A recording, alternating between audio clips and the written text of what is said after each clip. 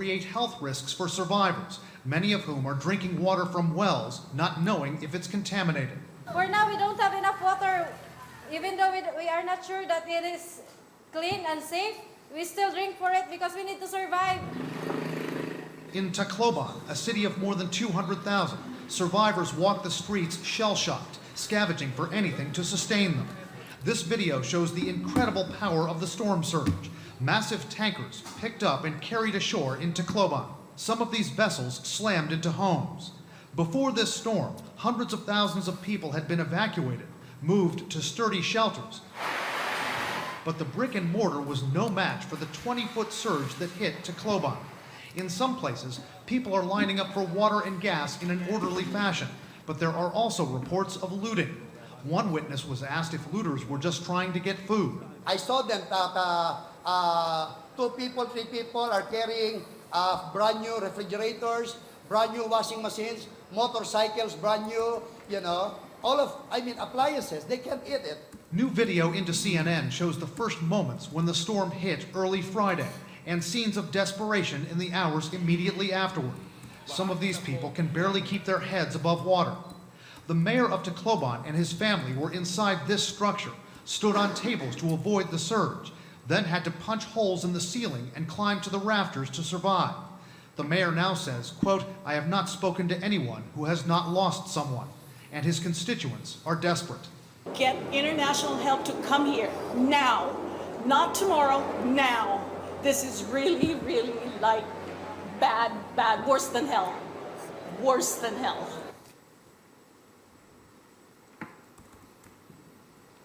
And now we'll listen to the words of Naderev Saño 10 years ago during the Conference of Parties in Warsaw in 2013. My country is being tested by this hailstorm called super-typhoon Haiyan. We remain uncertain as to the full extent of the damage and devastation as information trickles in agonizingly slow manner because power lines and communication lines have been cut off and may take a while before they are restored. The initial assessment showed that Haiyan left a wake of massive destruction that is unprecedented, unthinkable, and horrific. And the devastation is staggering. I struggle to find words even for the images that we see on the news coverage. And I struggle to find words to describe how I feel about the losses.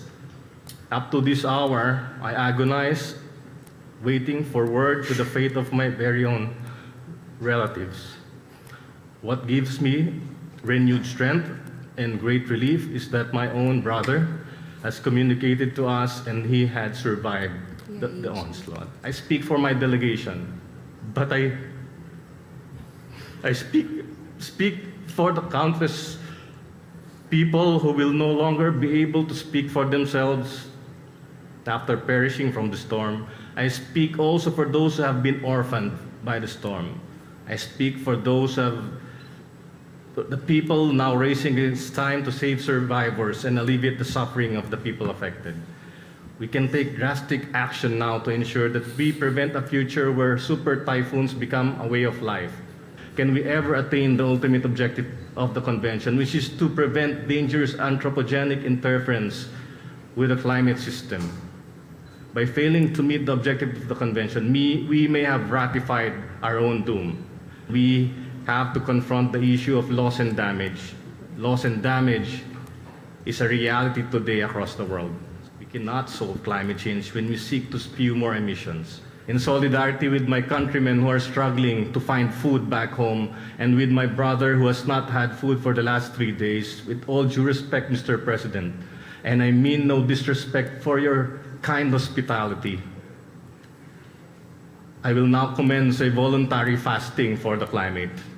This means I will voluntarily refrain from eating food during this COP until a meaningful outcome is in sight, until concrete pledges have been made to ensure mobilization of resources for the Green Climate Fund. We cannot afford a fourth COP with an empty GCF. Until the promise of the operationalization of a loss and damage mechanism has been fulfilled, until there is assurance on finance for adaptation, until we see real ambition on climate action in accordance with the principles we have so upheld. Mr. President, this process has been called a farce. It has been called an annual carbon-intensive gathering of useless frequent flyers. It has also been called saving tomorrow today. We can fix this. We can stop this madness.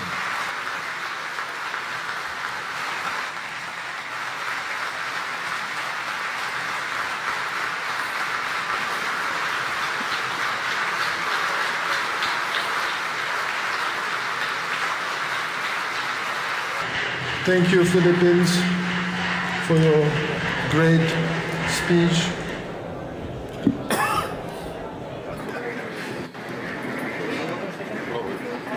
It's always hard to attribute a single weather event to climate change, but we know that science also clear that climate change will mean more intense typhoons potentially. And even if we cannot attribute Haiyan to climate change directly, my country refuses to accept a future where super typhoons will become a regular fixture. At the side event,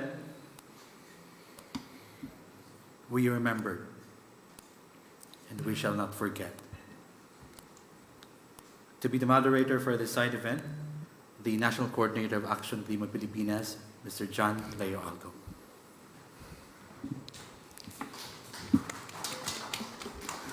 Good morning, everyone. And also, good morning, good afternoon, good evening to everyone watching the live stream of the side event here at the 28th Conference of Parties to the UNFCCC here in Dubai. As you may surmise from the title of our side event and from what Mr. Galicia has said, this is not your typical side event at COP28, because this is also about the people. This is about what exactly has changed since Mr. Saño delivered his game-changing address that forever changed not only how the Philippines perceives climate change, not just as an environmental issue anymore, but as an emergency that needs urgent and immediate actions. It also changed the flow of the loss and damage negotiations. Without Haiyan, we might not have a Warsaw International Mechanism on Loss and Damage, and we may not even have the decisions from last year's COP in Egypt and in the first few days here in Dubai. Big steps towards the operationalization of the Loss and Damage Fund, along with the Santiago Network on Loss and Damage, and of course the Warsaw International Mechanism. But that's an important question to be asked. What exactly has changed since 10 years ago? And to help us with that, to answer that question, we have today a very dynamic group of panelists representing different perspectives, sectors, and regions in the Philippines. And to begin our panel portion of this side event, please allow me to introduce first Ms.Marinel Ubaldo. She is one of the most famous, one of the fiercest young climate activists from the Philippines, a survivor of Typhoon Haiyan in 2013, and is currently taking her master's in environmental management at Duke University, among countless other affiliations. To share her perspective on the loss and damage issue, please welcome Ms.Marinel Ubaldo. Thank you so much, JL, and thank you so much for having me. And I've been so used that whenever I'm speaking at Super Typhoon Haiyan events like this, I'm always sharing about my experience of Super Typhoon. But I guess as I always been telling everybody that we have to move forward, and the story of sadness and the story of what happened during Super Typhoon Haiyan, those are, the foundation of my advocacy. But I think we have to move forward from this sad story and going into what's next and what we have done so far, because it feels to me that whenever we speak about Super Typhoon Haiyan and the experience of Super Typhoon Haiyan, we kind of forget that aside from the experience, we also have championed a lot of climate action. And so I'll be sharing some of the things that we did and the landmark petition that we all did alongside with the great groups that we have here. Almost everyone is actually a petitioner. So again, let me reintroduce myself. I'm Marinel Ubaldo. I'm a climate justice activist from the Philippines. I'm part of the global movement and one of the 4 leading climate activists of the Make Reach Polluters Pay campaign. My journey into climate advocacy began more than a decade ago when I was trained to be a child facilitator. Back then, we visited remote communities to raise awareness of the basics of climate change. In 2013, as we have seen, the strongest typhoon in recorded human history, the super-typhoon Haiyan, struck, tearing apart our communities and taking the lives of our loved ones. The storm shattered the illusion of invincibility that coastal communities like mine had held for so long. It took me 3 years to summon the courage to re-enter the ocean, and the same ocean that was once our childhood friend, now a source of fear and trauma. And that was the turning point for me. It was then that I decided I wouldn't be a lifelong victim. So I refused to accept the trauma, the fear, the hopelessness as our fate. I made it my mission to bring change so that my family, community, and others like it wouldn't have to suffer as we did. In my relentless pursuit of climate justice, I dream of a world where we all share our natural resources equitably, where wealthy nations support the development of those still struggling, and where the biggest polluters are held responsible for the destruction they've caused. I envision a world where young people have a voice and a seat at the table, where our opinions matter, and where tokenism is nothing but a distant memory. You and I, all of us here, have the power to make a difference. And the news, we can hear the phrases repeatedly. We must leave no one behind. There is no time for incremental change. We must act urgently with transformational intent. We must transition from mere talk to concrete action. The primary missing element in solving the greatest issue is political will. Climate change is hurting people and our planet in ways we can't ignore. It's hitting the most vulnerable the hardest, and those who have continued the list are suffering the most. The biggest nations, the biggest polluters, the ones making obscene profits, must be held accountable. They've pumped out emission at an astonishing rate while misleading us and influencing politicians, as we have seen, to keep us addicted to oil and gas. And countries like ours, the Philippines, which emit just a fraction of global carbon, are shouldering the weight of this crisis. These major polluters must pay their dues. And it's not just about the environment, it's about justice. Climate change needs collective action. Our shared natural resources must be equitably distributed, as what I've said earlier. And it's time to hold the biggest polluters accountable for the destruction that they've caused. We must dismantle an economy rigged to benefit the privileged few, while the majority pays the price. It starts by making the biggest polluters pay for the mess they've made and the future we all deserve. We have seen how rich countries are downplaying the need to fund the operationalization of loss and damage. And as we have seen how Japan and US pledges are like slap in the face. I celebrate the operationalizing of loss and damage, but the pledges that we have now are not enough, and we need more. A report has just been released that for us to operationalize loss and damage, we need at least 3 trillion per year, and we are not there yet. As I stand here, as I sit here in front of you, delivering this message, I stand as a 26-year-old woman with dreams, but the shadow of climate change looms over my future and our future. And I don't know if I'll survive the next typhoon, but I'm fighting for a legacy of a healthy planet for my children, a world where they can dream without fear.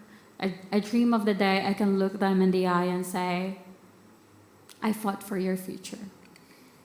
So it's now your turn to make this world better. You might not have to be a climate activist because this generation will solve the climate crisis. Thank you for being here and for making your mark. Together, collectively, as a movement, we will create a future for our children to see. Thank you.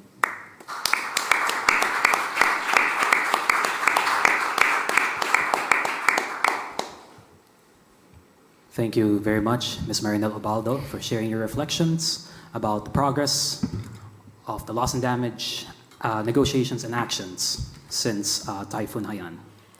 For our next panelist, who would share some initiatives regarding addressing loss and damage, not just at the global level, but also on the Philippine level, I have the honor of introducing the current technical advisor for conventions of the Klima Center under the Manila Observatory, and also representing as a staff lawyer of the Legal Rights and Natural Resources Center in the Philippines.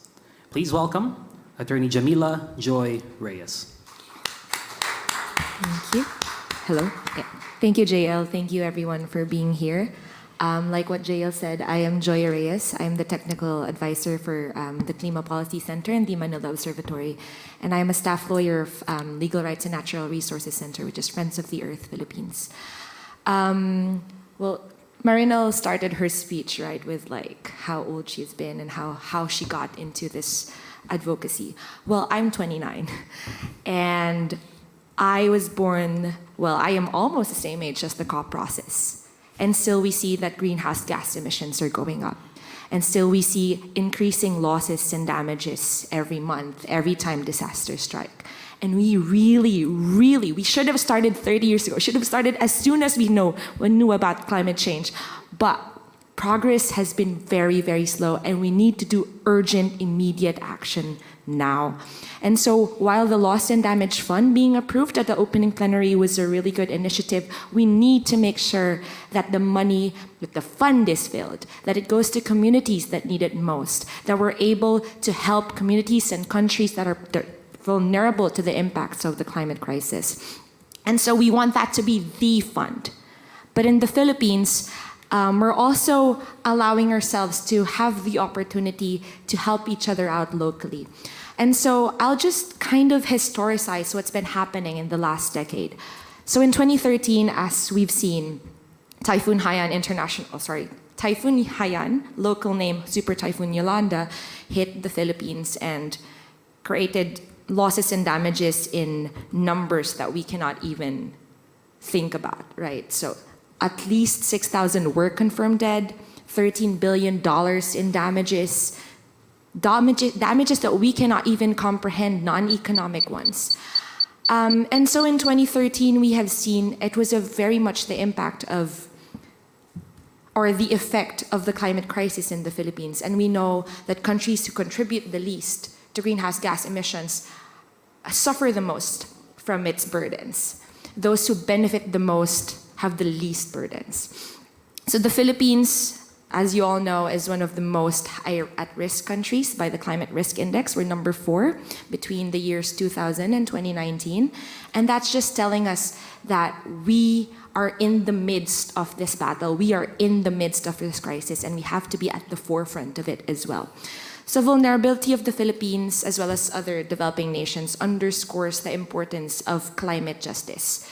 Rich nations and corporations, which Marinel have said, must take responsibility for the adverse impacts of the climate crisis. And the responsibility includes raising the ambition for cutting carbon emissions and committing to finance that allows developing nations to deal with adverse climate impacts. So in 2015, petitioners, I feel like many of you in here were part of that petition. Petitioners filed or lodged a petition with the Commission of Human Rights in the Philippines, which is a national human rights institution, asking about the accountability of carbon majors in the climate crisis.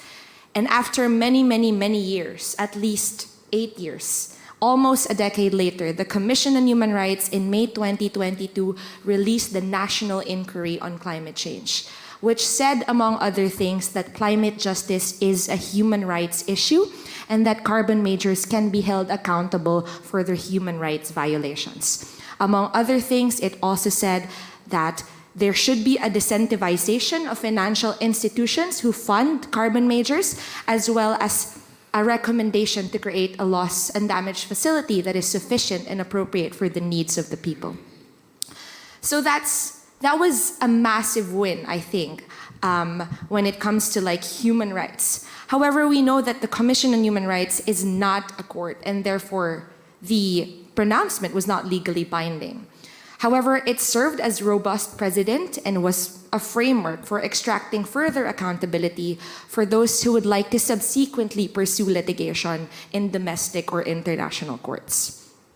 Moreover, in July 2022, as we all know, the UN General Assembly passed the resolution that declared that everyone on the planet had the right to a clean, healthy, and sustainable environment. So we go now to 2023. Prescinding from both of those pronouncements, my other organization, the Legal Rights and Natural Resources Center, or the Friends of the Earth Philippines, as well as Greenpeace, came together and helped build a bill that is now, I'm going to spoil myself a little quickly, that is now filed in the Philippine Congress. It's called the Klima Act. Officially, it is known as an act to institute policies and systems to address climate change, establishing the necessary institutional mechanisms for protection of most vulnerable communities from loss and damage in the country, providing for corporate and state accountabilities and reparations for violation thereof, and other purposes. So this is the Klima Bill, and it was the first ever climate accountability bill that we know of that has been filed everywhere in the world. So among the most salient parts of the bill, I'll just give three as an overview. First of all, it created an accountability mechanism for corporations for violations of human rights principles, as well as violating requirements on due diligence and disclosures, which are under the UN Guiding Principles for Businesses and Human Rights. Number two, it penalizes corporations for stuff such as greenwashing, climate denialism, emitting greenhouse gases above a certain threshold, and the filing of SLAP cases or strategic lawsuits against public participation.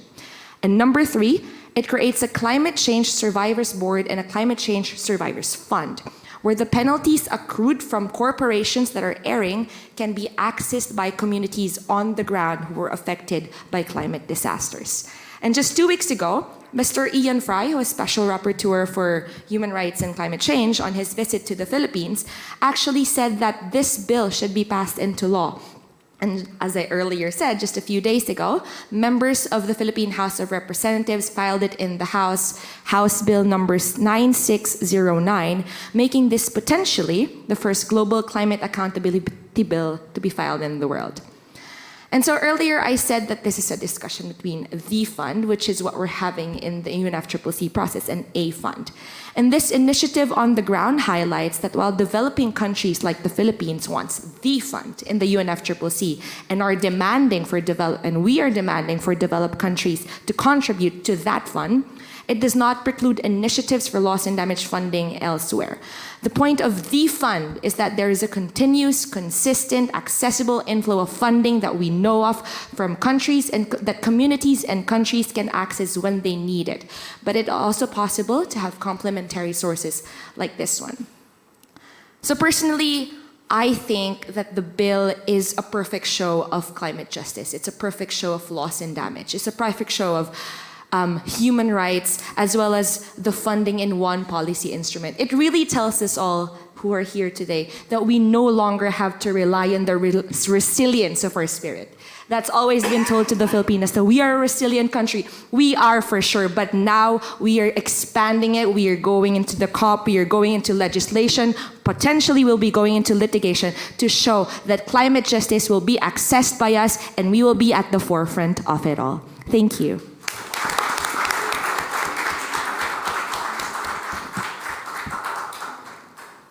Very eloquently said, Attorney Reyes. Thank you very much.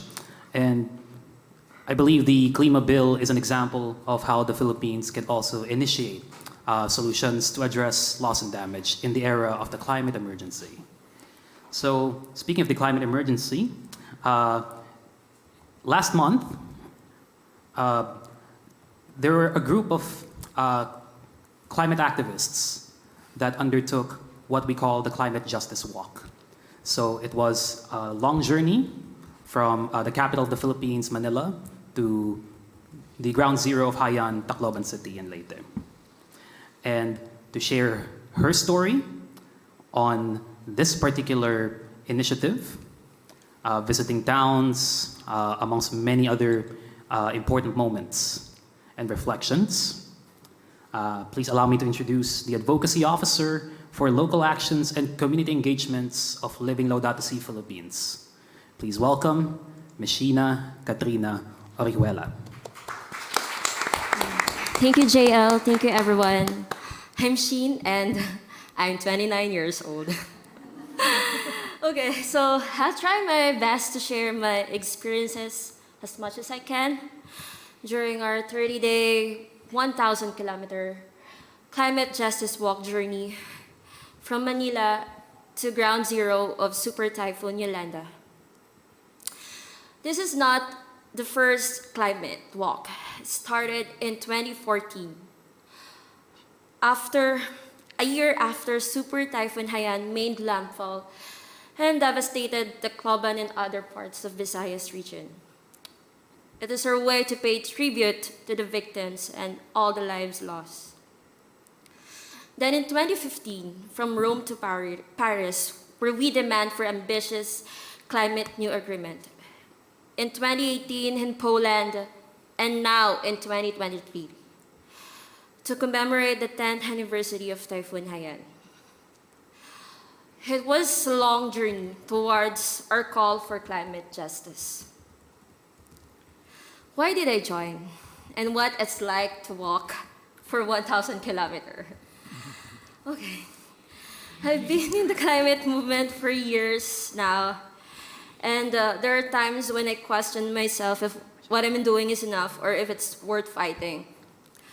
While grieving the loss of my mother last year, who was my staunch supporter, and with all the chaos happening, I feel so lost and burned out in the process. So I decided to join.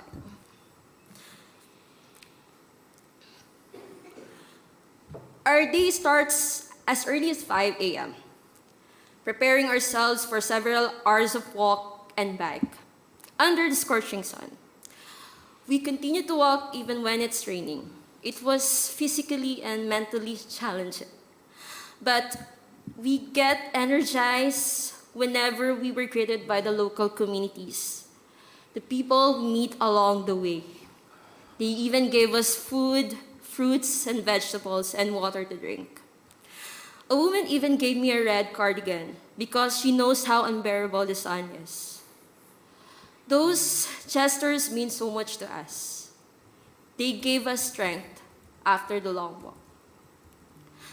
Walking for a minimum of 20 kilometers a day made me appreciate more the changing landscape, the diverse fauna and flora of my country.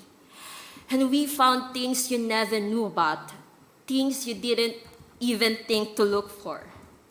We became one with nature and with its people.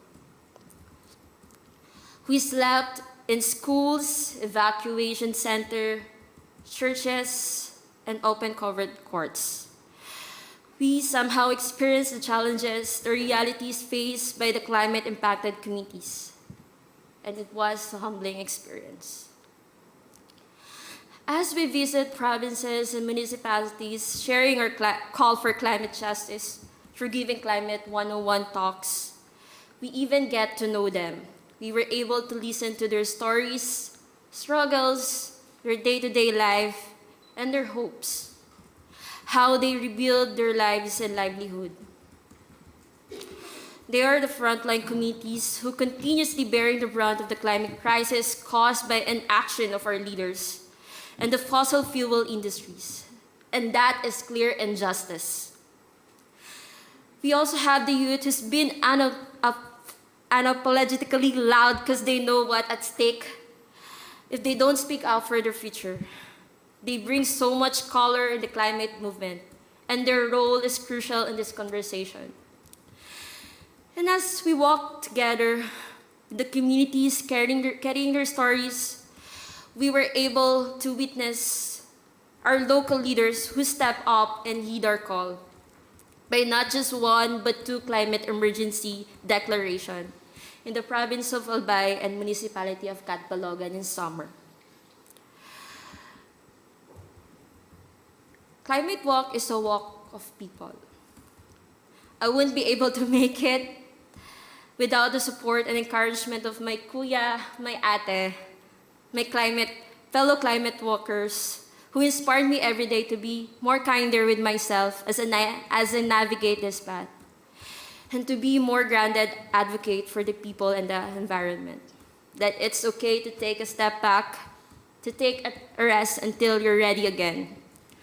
Of course, we wouldn't be able to make it without the support of the church, local communities, the academe, and our local leaders, the youth since day one.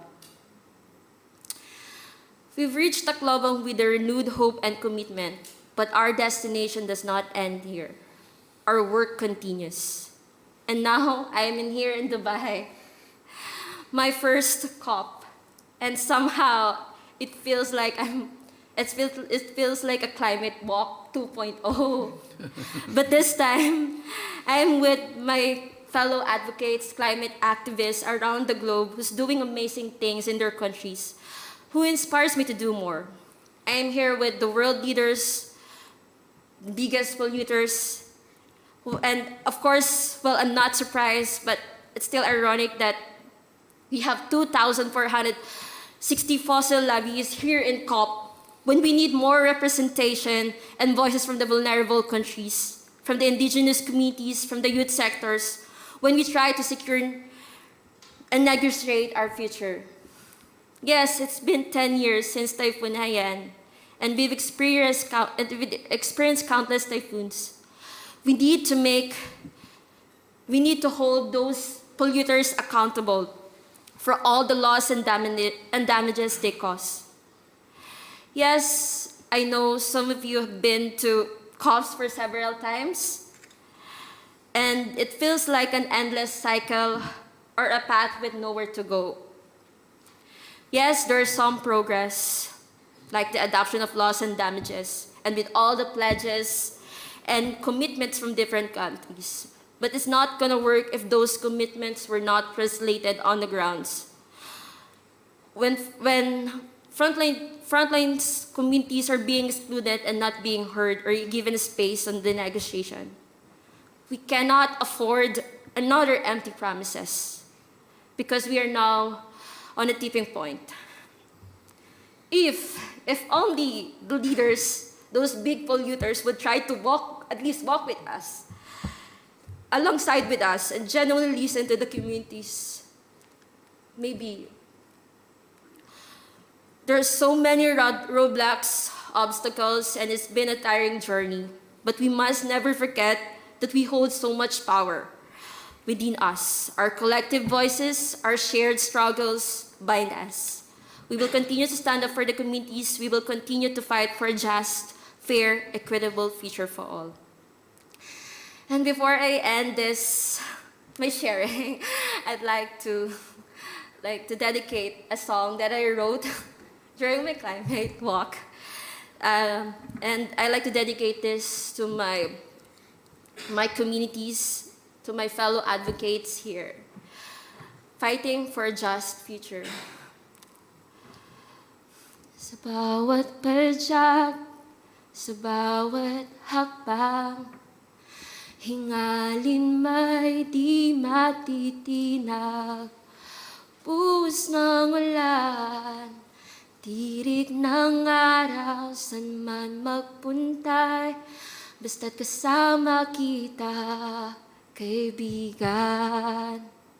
Sa bawat padyag, sa bawat hakbang, daan may kahirap ay kayang-kaya. Himig ng ipon, Lilim ng puno, san man magpunta, basta't karamay kita, kaibigan. Tungo sa magandang bukas, sabay nating haharapin, kapit-bisig natin susungin.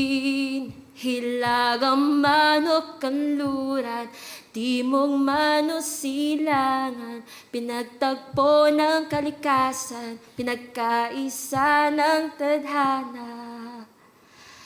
Sa bawat padyak, sa bawat hakbang, salamat kaibigan, maasahan ka. Salamat kaibigan, maasahan ka.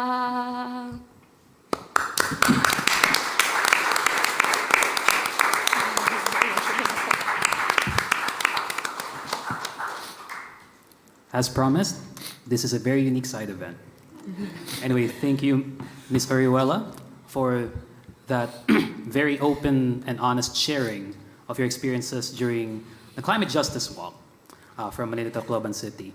And just for reference, right before this side event, I came from the Climate Justice Civil Society Hub. I walked for like 3 minutes and I'm exhausted. So 1,000 kilometers in 30 days, nothing but respect, and we salute every single person who participated in the 1,000-kilometer, 30-day climate justice walk.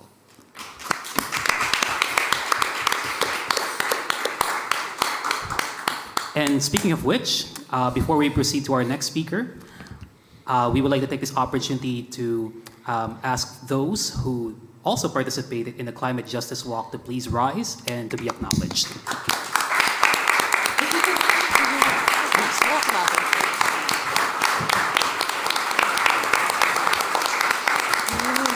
And Kuya Yep.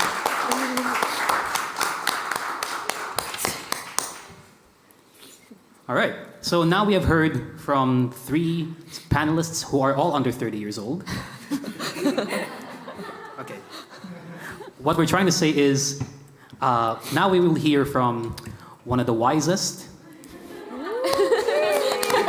Hang on. One of the wisest and most courageous people that I have had the honor of knowing and working with in the last couple of years, to provide a perspective more from the faith side, and of course working with local communities around the Philippines, especially in Negros Occidental. The Bishop of Diocese of San Carlos and the President of National Laudato Si program. Please welcome Bishop Gerardo Alminaza. Thank you very much, JL. Thank you everyone for being here, including those who are following us through live stream. Yeah, it's obvious I'm the senior one here. You know, I was born in a mining village. And I don't know what it is, but when I became a bishop in 2008, before I reported to my first diocese in Haro as auxiliary bishop, there was Typhoon Frank. And before I was made the bishop and installed as the 3rd bishop of San Carlos Diocese, there was Typhoon Haiyan or Typhoon Yolanda in 2013. But even in my first assignment as a priest in 1986 in Kabangkalan, before I went there, it was also preceded by an experience of typhoon. Looking back, I can understand that God is really showing me an important message, one of which is that climate emergency, climate change, no matter how you call it, is real and it's global. And we are nearing the deadline that is set by science. And we cannot simply be ignoring it or denying it or just dilly-dallying because so much is at stake. And in order to respond to this emergency, it is obvious for me, enlightened by faith, but even by just through human reason, that we can only solve this together. As Pope Francis repeatedly reminds us, either in Laudato Si and Laudate Deum, he was always reminding us that we are interrelated. No one is saved alone. We are in this together. We leave no one behind. And at the beginning of this COP28, through Cardinal Parolin, he sent us this message. At the present time, the world needs alliances that are not against someone, but in favor of everyone. But in all these years, responding to this challenge, I realized that more and more, it is not just with fellow human beings, but it is with the rest of God's creation. In fact, we owe it to the next generation to care for our common home, because without us, the rest of creation can go on. But without the healthy state of the rest of God's creation, we cannot exist. It is us that we need them. And so, it is so important that at this time in the church, we are emphasizing so much synodality, journeying together. So it is also the same thing when it comes to responding to climate problems. The solution should be together. When it comes to loss and damage, it is not just in order to repair, but even to prevent. And so it is important that while it is true, each country has to take into consideration its own particular interests.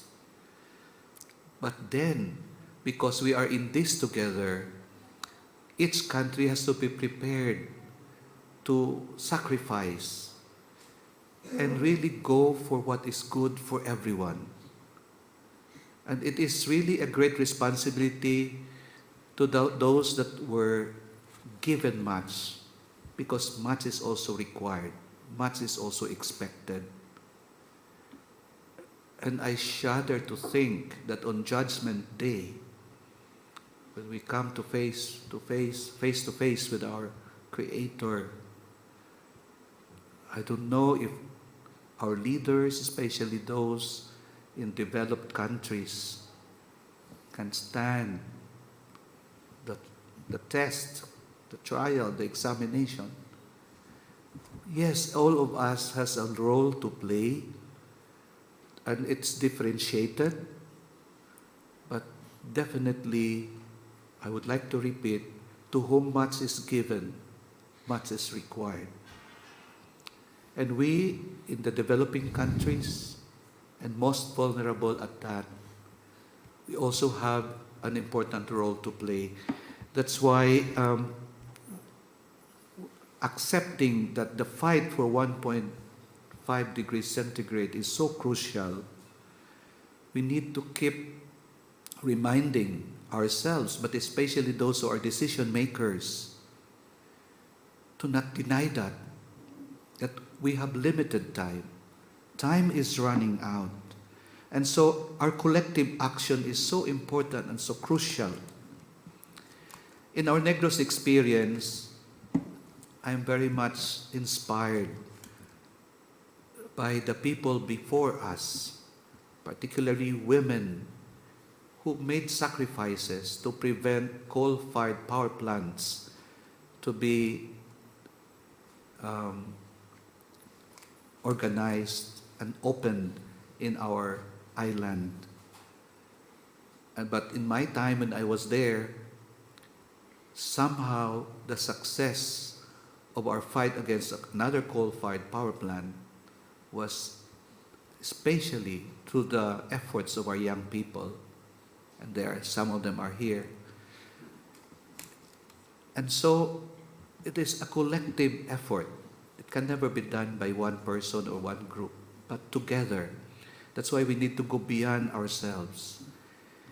And in Negros too, it's important that in our recent fight against liquefied natural gas, and we succeeded to somehow, I don't know whether they were convinced by us or they were forced by us to withdraw their application. It was because of our clear stand and collective action to really bring to the public opinion, the court of public opinion, that there's no dilly-dallying. We need to really address the problem of climate emergency.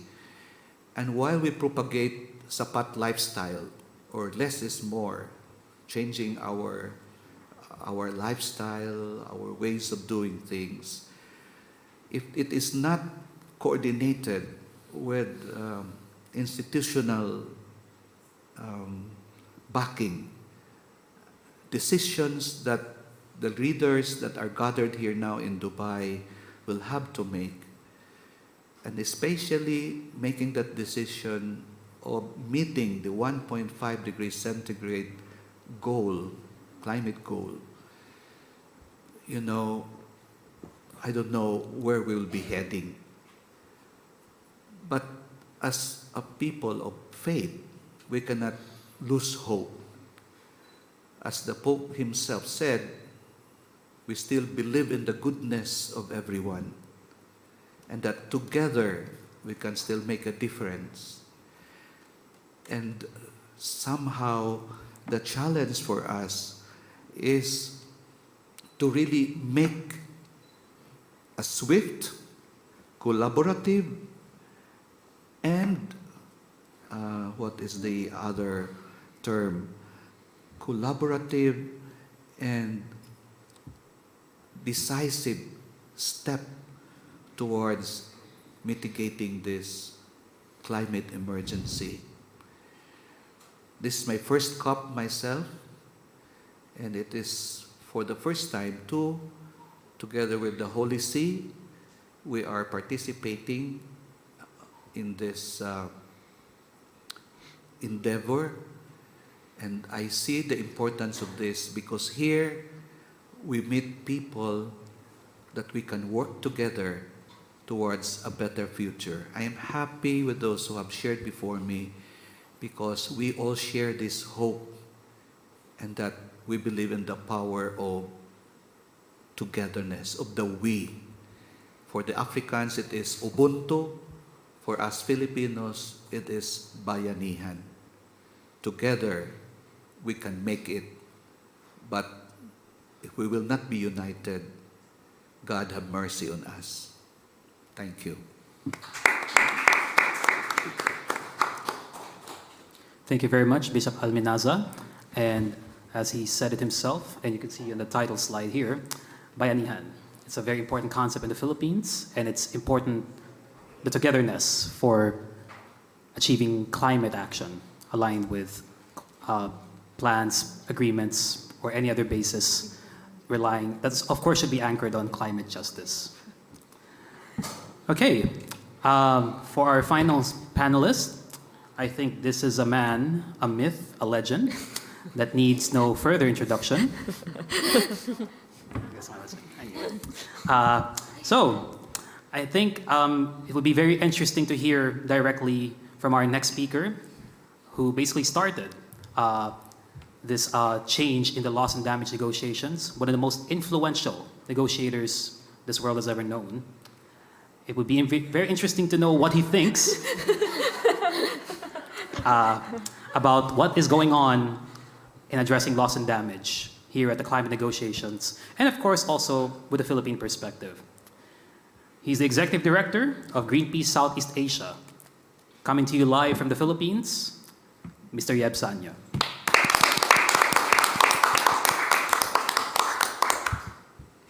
Thank you very much. Thank you very much, JL. I hope you can all hear me. Yes. We can hear you. So, my dear friends, my fellow believers in justice, all of you who are there in Dubai, and everyone who's following this conversation. A wonderful, wonderful day to all of you. As some of you know, and as JL alluded, I am a recovering climate negotiator. I am not there in Dubai because just a few days ago, as COP28 started, together with about 30 climate activists, I was sitting in a kayak for 3 days, confronting one of the world's biggest climate polluters. But it gives me so much inspiration to see so many young people there, a lot of people below 30, taking the torch. Now, when we talk about all of these things that our friends have shared with you today, it reminds me of a common notion that debtors, those who owe you something, they usually have very poor memory.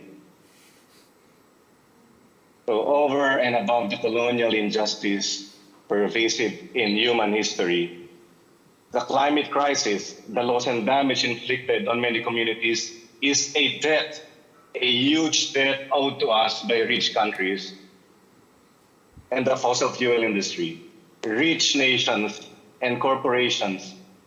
In fact, a very poor recollection of history. For us Filipinos, as you have heard from the panelists today, our goal is to keep remembering and reminding the world that injustice is real, that injustice is intersectional, that it affects all of us. And with the stories and the voices that we have been so gifted to hear from today, we hope you have gained inspiration from them. And as our many stories and voices intertwine with each other, I hope we can all stand together, stronger in the pursuit of justice. And this is why we're having this conversation. This is why we're all here, because we believe not only in the possibility of justice, but we believe in the reality of overcoming injustice. We have heard about Haiyan's impact, how victims summoned the courage and the refusal to be a lifelong victim, making it her mission to bring change so that others wouldn't have to suffer. How she reminded us that we all have the power to make that difference. We also live at a time when being an environmental defender is very dangerous. It is tragic that we have to fight our own governments to defend the environment. And as we reflect on our past and our memories on these stories, we not only remember the past, but we forge our future. This underscores our work on intergenerational justice to sustain the dynamism of our movement. You know, we have witnessed the power of the youth movement, but also the tribulations of the young generation. Therefore, we must all work towards nourishing, cultivating, caring for the youth, because this struggle does not end soon. This is not a sprint. It's not even a marathon, I would say, but this might be a very long, long walk towards climate justice. We're also having this community. We're also in this community because we believe in fairness, we believe in accountability, and we've heard about how important accountability is. Climate reparations is in fact a difficult issue, as you will know while you're there in Dubai. Especially because rich nations refuse to acknowledge their accountability and time and again failed in fulfilling their obligations. They have broken so many promises. So in the spirit and legacy of the climate movement, we want to speak truth to power, break the denialism on accountability for the climate, expose the flaws in the system, but also do so that moves people act for change. We must tell the truth about the human condition, to name injustice where it exists. We have to say the truth about those who put profit over people and planet, and rally billions of people to stand up for change. Suffice it to say, the debate about who's most responsible for the climate crisis should be over. There should be no debate. There should also be no more debate about the connection between climate change and human rights. Anyone who thinks this debate is not over is either profiteering from the whole thing, or mali, or just fake news. So we are here commemorating the 10 years in super-typhoon Haiyan. 10 years the Philippines, people were scrambling to save lives, find food, shelter, and get people on their feet. Like many other peoples and communities who are rendered vulnerable because of all of these impacts, on top of pre-existing social, political, and economic conditions, communities in the Philippines have been bearing the brunt of the most adverse impacts of the climate crisis. Super Typhoon Haiyan was the most notable, but certainly not the only one. We have made it our mission to make everyone never forget Typhoon Haiyan, and this has also underpinned our climate justice work. The price we pay for enduring the climate crisis is just way too high, and when we talk about loss of lives, it's just always one too many. Now, to date, we continue to bear the consequences of the climate emergency, as many have followed since Haiyan. Today, we hear those stories, how communities grapple with this challenge, and how people are rising up to fight for a more just, more safe, simply more peaceful world. The heartbreaking part of this has been adequately underscored today, because people and communities who suffer the most are the ones who contributed the least to the root of this problem. One of the most striking aspects of our climate justice journey is that justice is never handed to you on a silver platter. You have to claim it. It means people standing up for justice. It means taking back our power. And I think with all of these conversations we're having today, that's what we have decided to do together. Today, our friends also highlight accountability and paint for us the fuller picture of this crisis, of how we pursue not just accountability, but how we harness the power of our solidarity, bayanihan, for example, and our collective journey, and what actions are possible to serve climate justice. Memories are really just keys to the future, not only to the past. And with memories, we honor each other's grief for this crisis, the growing violence around the world, and much more. But I hope we can likewise practice gratitude in the midst of all of this heartbreak, not as a way of dismissing our profound sorrow, but as a way of remembering injustice and translating this to our collective resolve. The People's Museum of Climate Justice is a demonstration of our clamor for decolonization, to shift the narratives, to make our voices and stories heard and valued, but also to celebrate our connectedness, our solidarity. Our goal is to memorialize community experiences and democratize representations of these expressions through decolonial methods.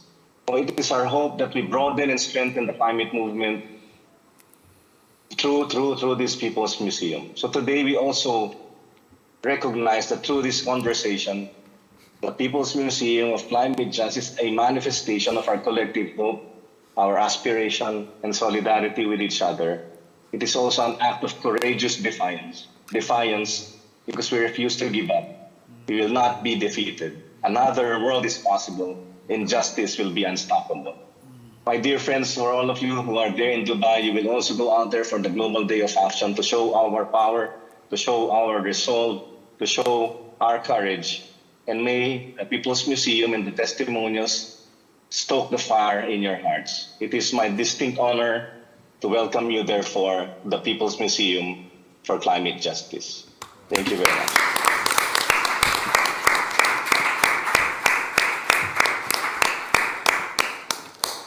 Thank you very much, Mr. Saño, for, of course, those words and for also introducing us to the People's Museum of Climate Justice.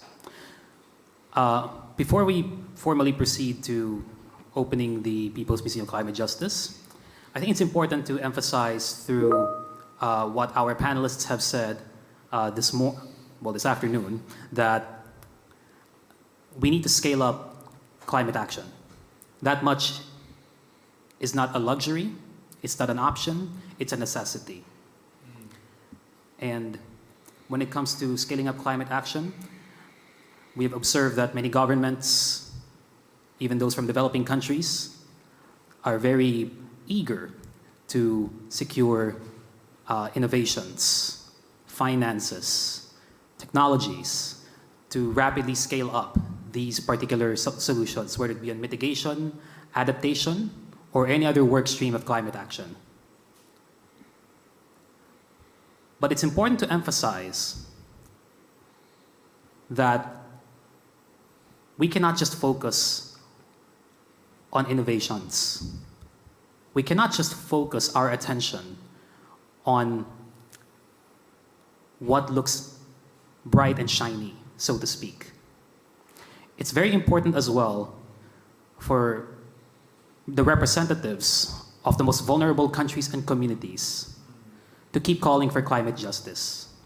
Because the moment our governments, the moment civil society groups, or any other stakeholder starts to de-emphasize, starts to weaken the call for climate justice, then the big polluters will not be held accountable. The big polluters and those that are perpetuating these pollutive actions and destructive practices, they will keep doing and repeating these actions. And here in COP28, supposedly the most attended conference of parties under the UNFCCC in history, 90,000 participants, that's an impressive number. And yet, we still have clear issues with inclusivity. So many people that probably should be here cannot be here. And that's why we as civil society and community representatives, where our policymakers and program implementers, where they lack or where they fail, that's where we need to step in and fill in those gaps, if not scale up the actions. We as civil society and community representatives, we have to bring those who can't be here into this particular platform. And it is in this context that we have the People's Museum of Climate Justice here at COP28. So we would also like to announce that there is a virtual museum as well, organized by Greenpeace. And you can access it through the following link, www.museumofclimatejustice.org. Again, www.museumofclimatejustice.org. That's for the virtual exhibit of the People's Museum of Climate Justice. And of course here, as we have mentioned, we brought photos, visual stories, memories, mementos of resilience, survival, and successes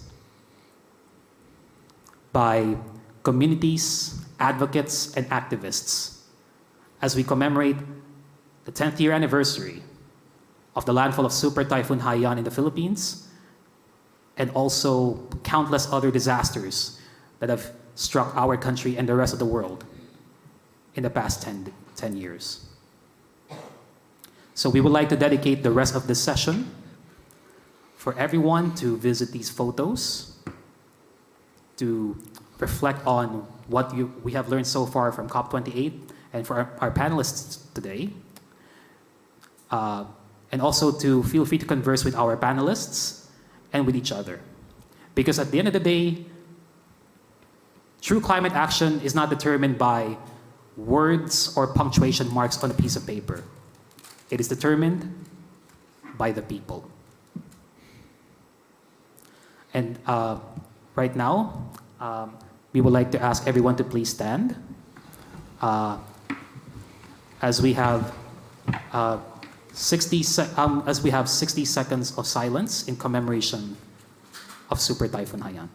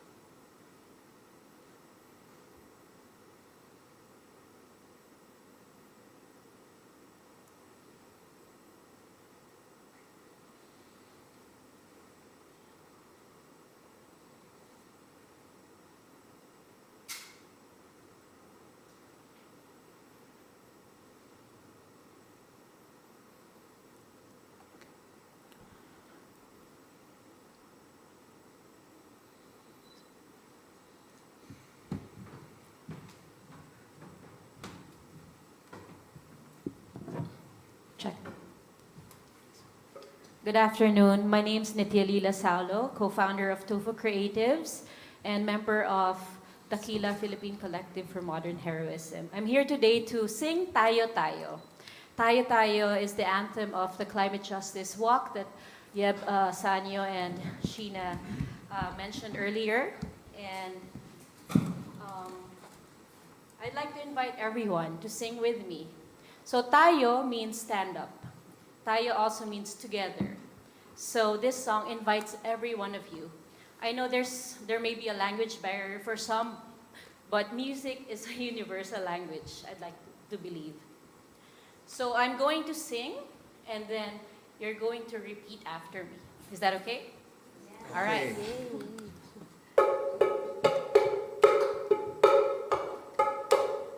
Tayo, tayo, iyo, iyo, oh, oh. Tayo, tayo, iyo, oh. Tayo, tayo, iyo, iyo, oh, oh. Tayo, tayo, iyo, oh. One more. Tayo, tayo, iyo, iyo, oh, oh. Tayo, tayo, iyo, oh. Tayo, tayo, iyo, iyo, oh, oh. Tayo, tayo, iyo, oh. Idilat ang mga mata. Idilat ang mga mata. Ilakad ang mga paa. Ilakad ang mga paa. Natatanaw na pag-asa. Natatanaw na pag-asa. Hinihintay ka na. Hinihintay ka na. Kaliwat kanan, kaliwat kanan. Kaliwat kanan, kaliwat kanan. Mabilis o dahan-dahan. Mabilis o dahan-dahan. Mag-isa o may kasama. Mag-isa o may kasama. Kapatid, kumilos na. Kapatid, kumilos all together. Tayo, tayo, iyo, iyo, oh, oh. Tayo, tayo, iyo, oh. Tayo, tayo, iyo, iyo, oh, oh. Tayo, tayo, iyo, oh. One more. Tayo, tayo, iyo, iyo, oh, oh. Tayo, tayo, iyo, oh. Tayo, tayo, iyo, iyo, oh, oh. Tayo, tayo, iyo, oh. Thank you very much.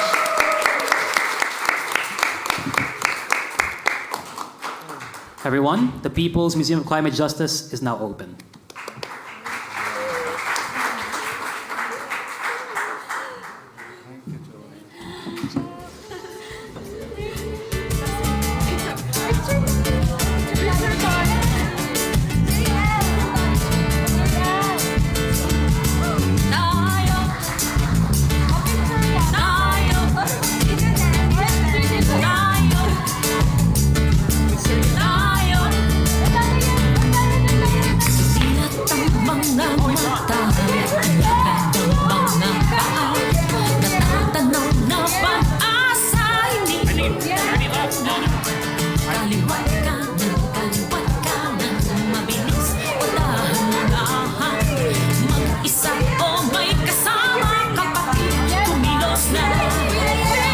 Kuya yan, picture tayo.